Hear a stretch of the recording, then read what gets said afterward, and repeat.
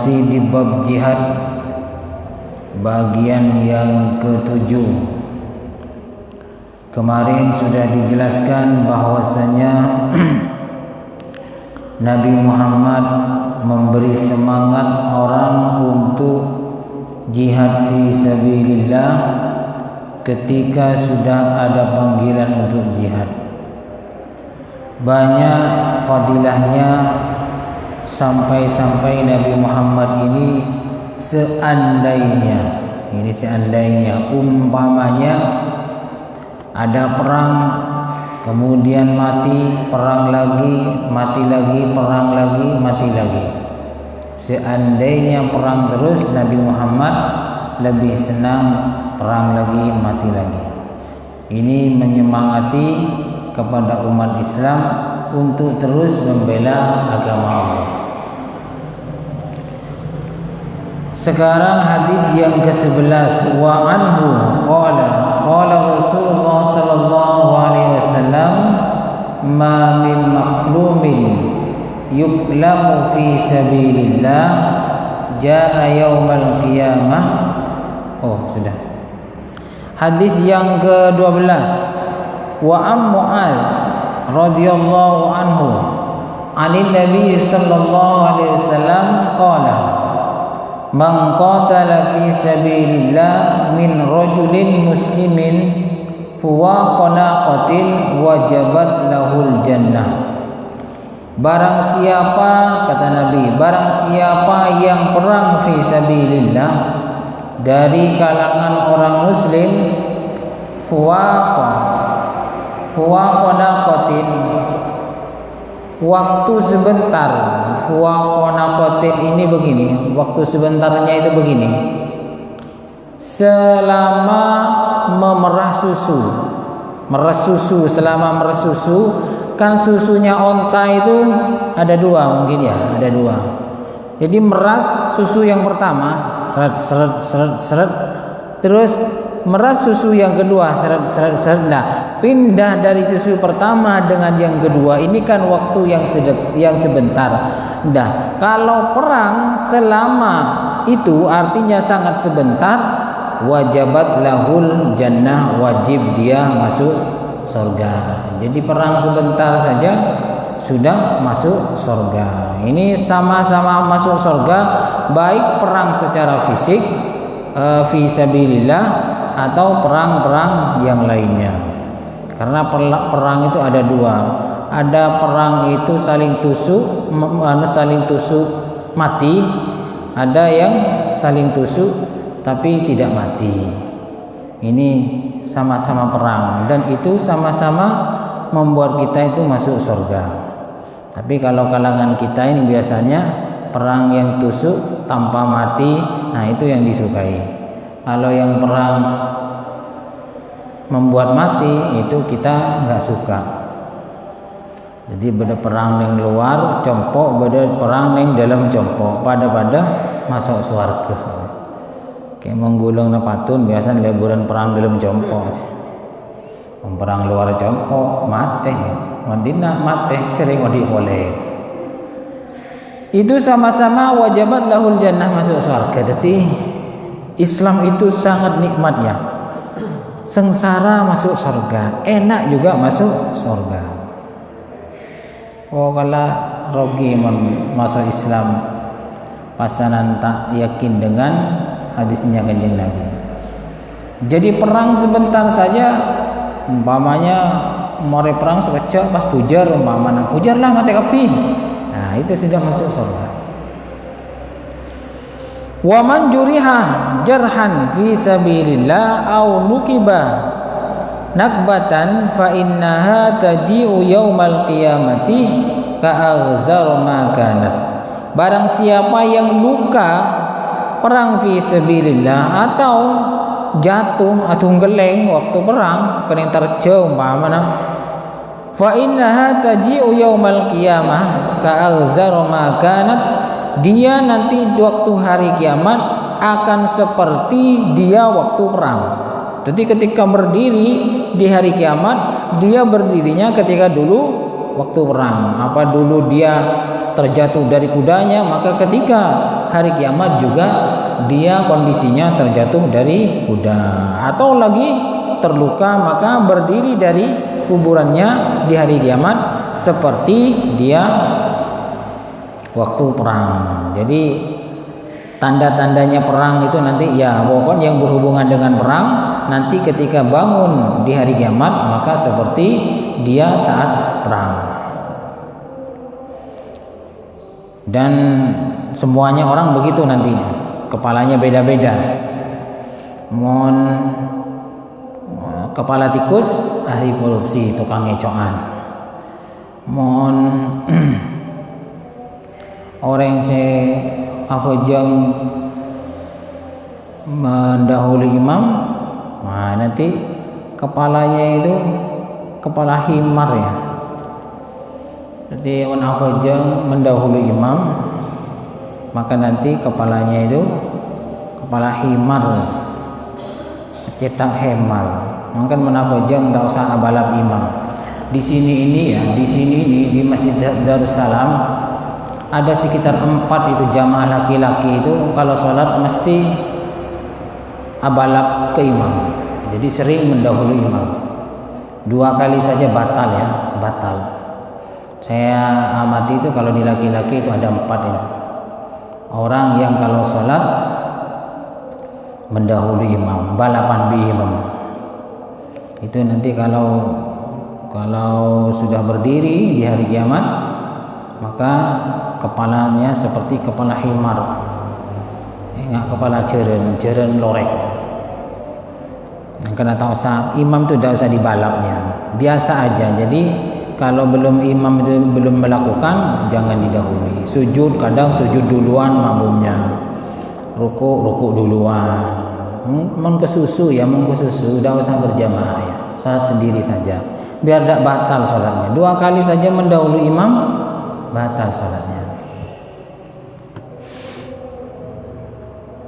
Ya hati-hati ya, jangan mendahului imam. Walaupun imam itu lebih muda jangan didahului. Walaupun makmumnya lebih tua lebih alim tetap tidak boleh mendahului imam. Maka nanti kepala himar. Wah hari lambak ada tukang nyalepan imam hari ini. Tidak usah disalib imam. Boleh imam itu disalib ketika di jalan raya disalib.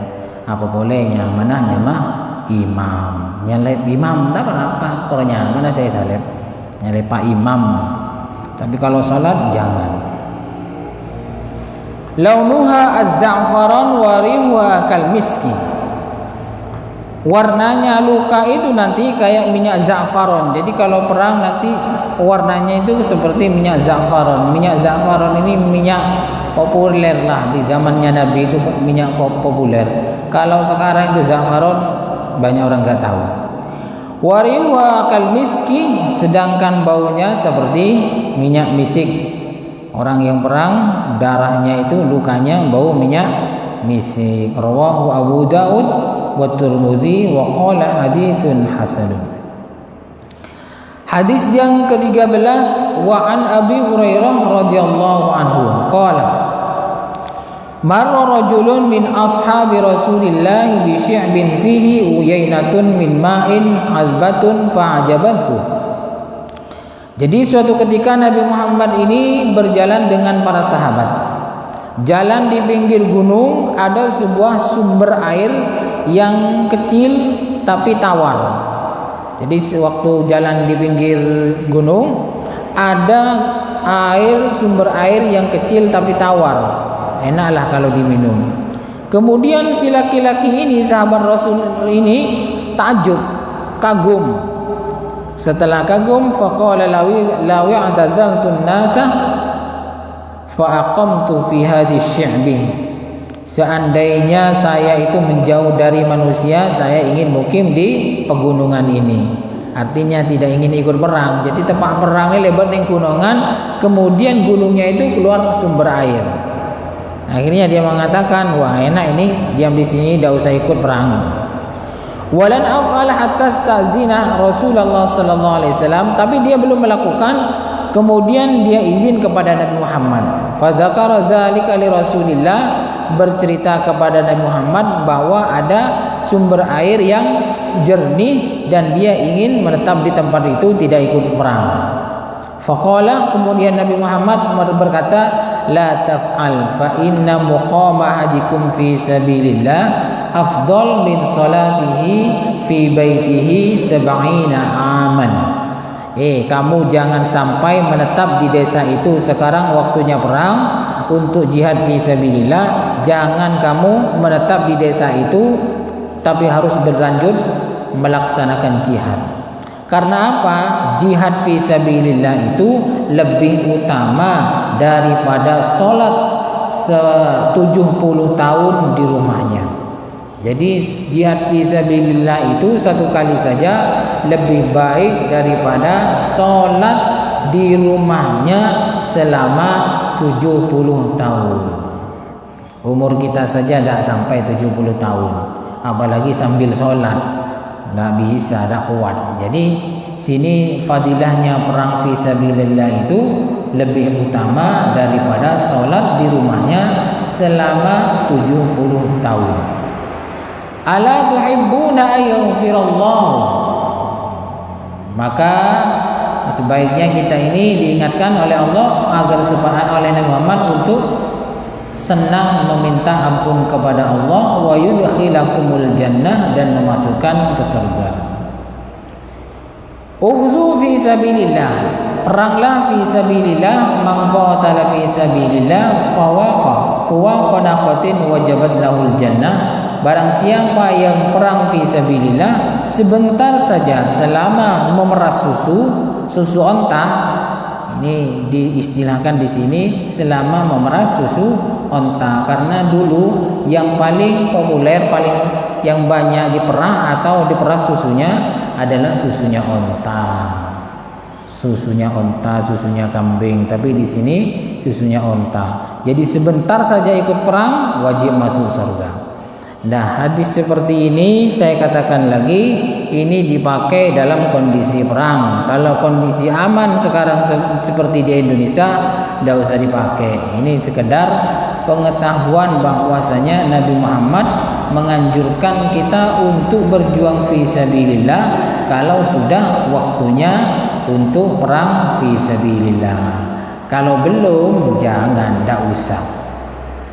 Jangan membuat peperangan sendiri-sendiri, kemudian mengatakan demi menegakkan agama Islam, kemudian dengan alasan demi perjuangan Islam. Tidak usah perang-perang yang mengatasnamakan agama, tapi padahal itu adalah perang mengatasnamakan selain agama. Jadi kungkoro kebai tameng, agama kebai tameng, tidak boleh begitu. Apalagi ngebom yang dah ada apa moro-moro ngebom. Mungkin ada yang mau ditanyakan? Tidak ada. Yang ke-14, wa anhu qala qila ya Rasulullah ma ya'dilul jihad fi sabilillah. Sahabat bertanya kepada Nabi, amalan apa yang seimbang, sepadan atau sama dengan jihad fi sabilillah? Ketika sahabat bertanya begitu, qala la tastati'unahu, tidak akan mampu kamu untuk melakukan sesuatu ibadah yang sama dengan fadilahnya perang, jihad. Fa'adu alaihi marrataini. Kemudian sahabat bertanya lagi kedua kalinya. Au salasan, atau sampai 3 kali. Jadi sahabat bertanya sampai 3 kali ini, bertanya apa atau ibadah apa yang bisa mengimbangi jihad fi sabilillah. Nabi Muhammad mengatakan kalian semua tidak akan mampu melakukan. Kullu dzalika yaqul, setelah ditanya berulang-ulang Nabi Muhammad menjawab, la tastati'unahu, kalian semua tidak akan mampu melakukan ibadah yang seperti jihad fi sabilillah. Summa qala, kemudian Nabi Muhammad melanjutkan, masalul mujahidi fi sabilillah kamathalis shaim al-qaim al-qanit bi ayatillah la yafturu min salatin wala siyamin hatta yarji'al mujahidu fi sabilillah muttafaqun alaih wa hadza lafdhu muslimin. Kata Nabi, jihad fi sabilillah itu seperti orang puasa, ahli puasa, ahli ibadah, selalu taat kepada Allah Ta'ala, tidak pernah maksiat sama sekali. Siang puasa, kalau malam ibadah, sholat terus menerus, hatta yarji'al mujahid fi sabilillah, sehingga orang yang perang itu pulang ke rumahnya. Jadi bandingannya itu ruwet lah ya. Jadi bandingannya orang yang jihad fi sabilillah itu ruwet, artinya berat. Ya, kalau kamu mau dibandingkan, orang yang jihad fi sabilillah itu adalah orang yang ahli puasa, ahli ibadah, selalu taat kepada Allah terus menerus, sholat ibadah, sholat puasa dan lain sebagainya. Berat. Makanya kalau sudah waktunya perang, ya perang, tinggalkan ibadah-ibadah yang lain. Ibadah umpamanya nih, waktu perang, waktu duha, ya langsung pergi perang, tidak usah sholat duha. Malah mau sholat ngamuk, kayak apa aja ke duha, ya pujar dulu ya. Jadi kita ini harus sesuai dengan tuntutan. Kalau sudah tuntutannya perang, ya perang. Kalau tidak. Sekarang tidak ada, di Indonesia itu tidak ada tuntutan untuk perang. Wa fi riwayatin Bukhari anna rajulan qala ya Rasulullah dullani ala amalin ya'dilu al-jihad. Qala ala la ajiduhu, thumma qala hal nastati' idza kharaja al-mujahidu an tadkhula masjidaka fataquma wa la taftur wa tasuma wa la tuftir. Faqala wa may yastati' dzalika. Jadi kalau di riwayat Bukhari ini lafaznya begini. Sahabat bertanya Kanjeng Nabi, berilah saya petunjuk amal yang sama dengan jihad fi sabilillah. Jadi minta petunjuk atau amalan yang sama dengan jihad fi sabilillah. Nabi Muhammad itu mengatakan la ajiduhu, sobung, tidak ada amal yang seimbang pahalanya dengan jihad fi sabilillah, itu tidak ada. Jadi sampai begitu. Yang ada apa? Kalau kamu maksa tidak mau perang, coba kamu sekarang pergi ke masjid, ibadah terus-terus di situ, berpuasa, tidak berhenti, terus beribadah di situ sampai pulang orang perang. Jadi ibadahnya itu berat kalau ingin mengimbangi pahalanya orang yang jihad fi sabilillah. Kalau udah ikut perang, ke masjid, ibadah, tidak pulang-pulang sampai pulangnya orang yang perang. Kalau pulangnya orang perang itu selama 1 bulan, ya jangan pulang-pulang dari masjid selama 1 bulan. Berat juga ya. Jadi orang yang jihad fi sabilillah sangat luar biasa, bahkan sampai menyamai dengan orang yang ahli ibadah, yang tanpa berhenti ibadah terus, puasa terus, sholat sunat berulang-ulang di masjid. Hadis yang ke-15, wa anhu anna Rasulullah sallallahu alaihi wasallam qala min khairi ma'ashin nasi lahum rajulun mumsikun biinani farasihi fi sabilillah yutiru ala matnihi kullama sami'a hay'atan aw faz'atan tara ala matnihi yabtaghil qatla awil mauta madanahu. Di antara kehidupan yang mulia, kata Nabi, adalah satu orang yang selalu siap siaga jika ada panggilan perang, langsung berangkat. Nah ini kehidupan yang pertama yang mulia mengku Allah Ta'ala adalah orang yang selalu siap siaga jika ada panggilan untuk jihad fi sabilillah. Kalau ada, kalau tidak ada, tidak usah. Kalau ada panggilan perang, langsung bergegas, langsung cepat-cepat untuk mengikuti jihad fi sabilillah. Ini kalau ada, kalau tidak ada, tidak usah.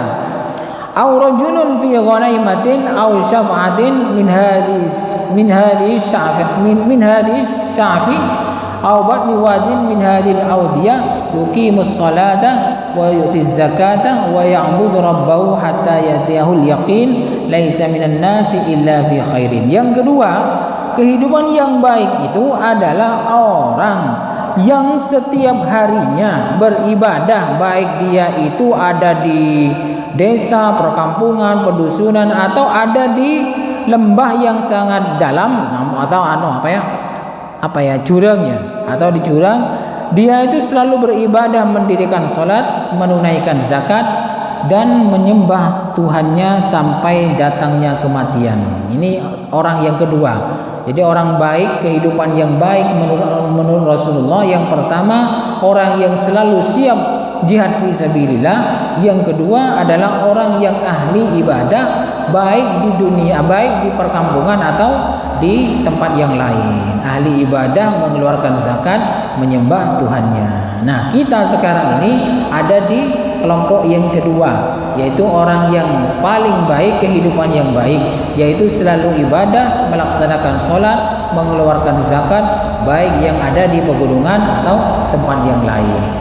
Kalau di sini ini disebutkannya itu pegunungan. Memang kalau pegunungan itu desa-desa itu sedikit ya, kesempatan untuk maksiat itu sedikit.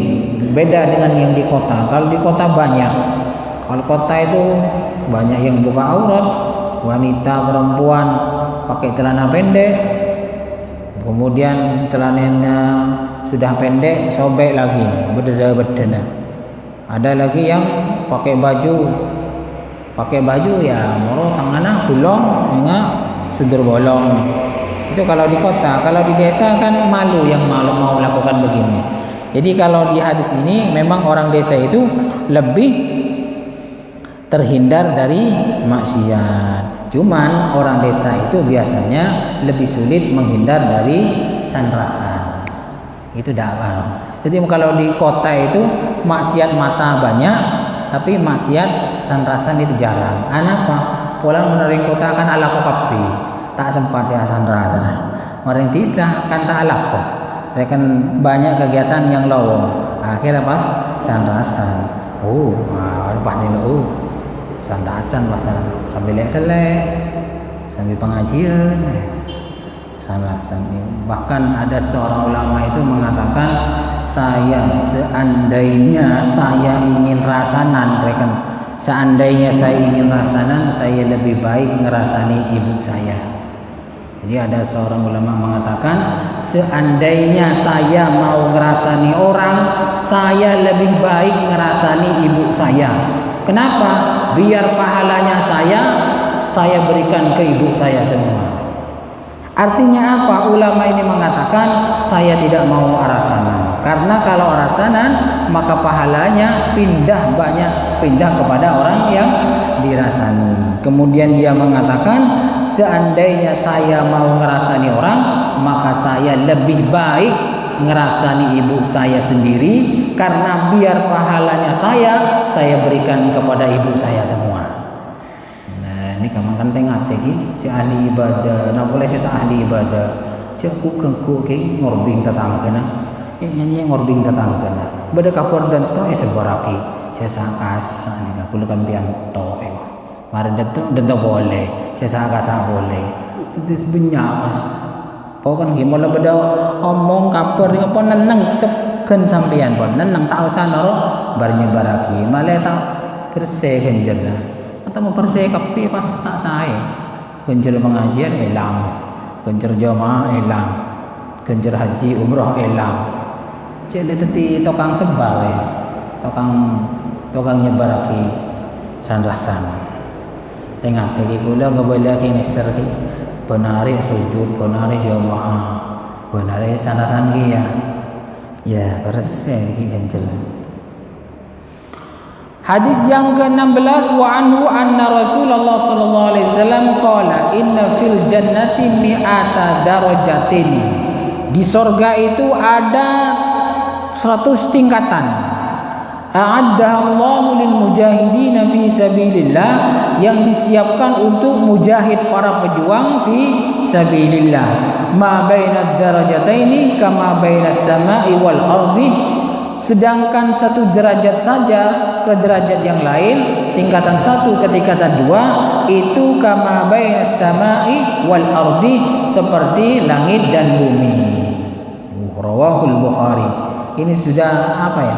Kalau sudah bilang akhirat itu, dunia itu tidak ada apa-apanya. Coba derajatnya itu 100, yang diberikan 100, dan per derajat itu jauhnya antara bumi dan langit, kan jauh. Monggo akal ya. Kalau akalnya orang itu sehat dan iman kepada Allah, ngapain ngurusin dunia terlalu berlebihan yang untuk buat senang-senang? Buat apa?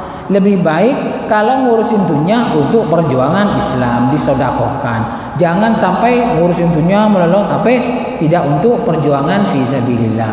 Buat apa? Kan rugi ya. Rugi sah. Yang kemarin sudah dijelaskan, dunia itu maka tempatnya pecut, cambuk ketika mau perang itu lebih baik daripada dunia serta isinya. Ini saja sudah, kalau kita itu normal iman dan normal akal kita, untuk apa ngoyo-ngoyo cari dunia kemudian untuk buat senang-senang? Untuk apa kan itu? Rugi maksudnya gitu. Tapi kalau cari dunia sebanyak-banyaknya untuk perjuangan Islam, silahkan. Tuh, dunia ni kederem masih. Dunia ni kepokon bareng saya tak menyemak da Allah Ta'ala ni kenyaman dunia tekah ilmu agama. Jadi dunia itu adalah sesuatu yang dibuat untuk selain Allah Ta'ala, walaupun ilmu agama. Tuh, ada tak? Ya ada. Punya ilmu agama kebaik coreng. Punya ilmu agama mau bejer datang, mau bejer tak datang. Ini bagian dari apa salah pasang. Jadi dunia itu bukan hanya harta saja, walaupun ilmu agama, pangkat, kalau digunakan bukan untuk mendekatkan diri kepada Allah itu namanya dunia. Walaupun uang, harta, tapi dibuat untuk mendekatkan diri kepada Allah, maka harta itu adalah bukan dunia tapi nilai akhirat. Di dunia obeng, tapi untuk mendekatkan diri kepada Allah, maka itu bukan dunia, sudah masuk akhirat. Walaupun ilmu agama tapi dibuat untuk menipu, untuk nyerepese lah, salah ya, bukan amalan akhirat itu, tapi amalan dunia. Mun beda pesena datang, mun tak ada pesena tak datang. Ini sudah ilmunya dibuat untuk mencari dunia, dan itu bukan akhirat. Sama dengan halnya dengan Mbah Maimun mengatakan pondok pesantren itu dunia. Jadi pondok pesantren itu juga Mbah Maimun Zubair Sarang itu termasuk dunia. Karena kalau sudah pengasuhnya meninggal, anak turunannya itu rebutan sekolah MTS-nya, rebutan sekolah aliyahnya begitu. Yang bukan dunia itu kata Mbah Maimun adalah at-ta'lim wa ta'allum, belajar mengajarnya itu adalah yang akhirat. Kalau pondoknya itu adalah dunia. Sebab kalau sudah meninggal pengasuhnya, mesti anak keturunannya itu rebutan wilayah MTS, rebutan wilayah aliyah, rebutan wilayah diniyah, rebutan wilayah di masyarakat. Ini katanya Mbah Maimun ya, bukan kata saya. Jadi walaupun nampaknya akhirat, itu isinya dunia. Karena sudah bukan untuk mendekatkan diri kepada Allah Subhanahu wa taala. Cukup sekian dulu, kurang lebihnya mohon maaf. Mudah-mudahan bermanfaat. Wallahu a'lam bishawab. Al-Fatihah.